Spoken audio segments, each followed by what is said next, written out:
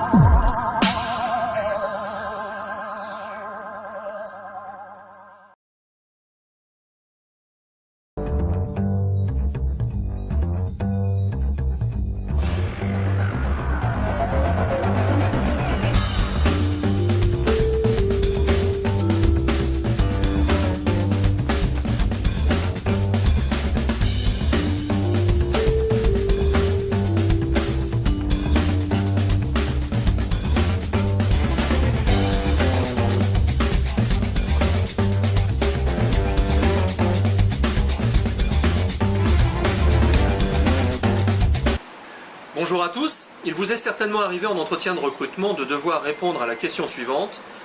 May we have few words in English, please? Alors là, ça devient compliqué. Enfer et damnation, que vais-je lui répondre? Vous sortez un maladroit yes, my name is Pierre, and bon, ça foire, ça ne marche pas, c'est pas bon, c'est pas convaincant, vous n'êtes pas fluide. Même si vous le parlez correctement d'habitude, il se trouve que les mots ne sortent pas. Premier conseil, travaillez une petite phrase d'introduction, facile, que vous pouvez dérouler en entretien de recrutement. Il ne s'agit pas de réciter, mais il s'agit quand même de pouvoir se lancer. Ça, c'est le premier point. Deuxième point, vous allez oublier que vous parlez à un recruteur et vous allez bien penser que vous avez en face de vous une personne qui manie probablement l'anglais comme vous. Ça, c'est un point essentiel. Ça veut dire que vous n'allez pas vous attacher à parler parfaitement bien dans la langue étrangère, mais plutôt à vous faire comprendre, à communiquer, à être à l'aise, à être fluide comme on dit. Ça, c'était le deuxième point. Troisième point, si vous vous sentez un peu léger en anglais par exemple, eh bien moi ce que je vous invite à faire, c'est à regarder par exemple des films en version originale et de les sous-titrer également en anglais. Donc lorsque vous ferez vos achats de DVD, faites en sorte de vous assurer que les sous-titrages en anglais existent bien.